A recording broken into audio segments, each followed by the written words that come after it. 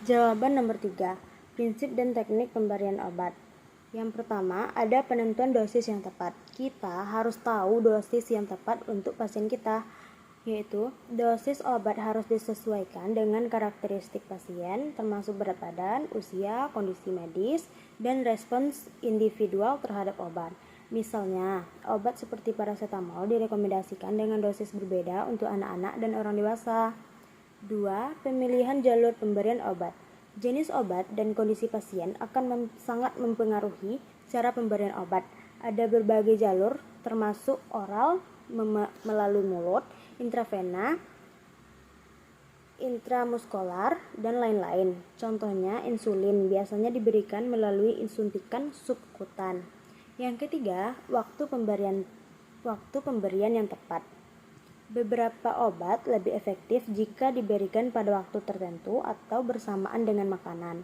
Misalnya, antibiotik tertentu lebih baik diminum sebelum makan atau saat perut kosong. 4. Pengawasan efek samping dan interaksi obat.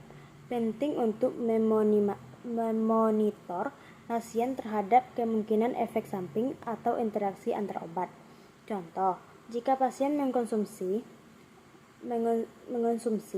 obat antikoagulan seperti warfarin, harus dilakukan pemantauan kadar koagulasi darah secara teratur.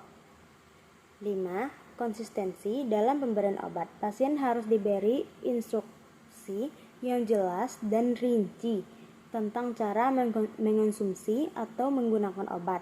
Misalnya, obat kontrasepsi oral harus diminum pada waktu yang sama setiap hari. Contoh spesifik obat. Yang pertama itu ada aspirin. Kategorinya analgesik, antiinflamasi, dan antipiretik. Indikasinya mengurangi rasa sakit, peradangan dan demam. Dosis umumnya 325 sampai 650 mg setiap 4-6 jam sesuai kebutuhan.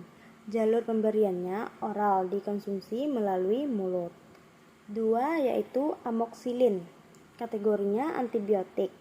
Indikasinya mengobati infeksi bakteri seperti infeksi saluran pernapasan dan infeksi kulit. Dosis umumnya 500 sampai 875 mg setiap 8 jam. Jalur pemberiannya oral, biasanya dalam bentuk kapsul atau tablet. 3. Yaitu morfin. Kategorinya analgesik opioid. Indikasinya mengurangi rasa sakit yang parah seperti setelah operasi atau cedera berat. Dosis umumnya, dosis awal tergantung pada tingkat rasa sakit. Kemudian dosis pemeliharaan yang disesuaikan.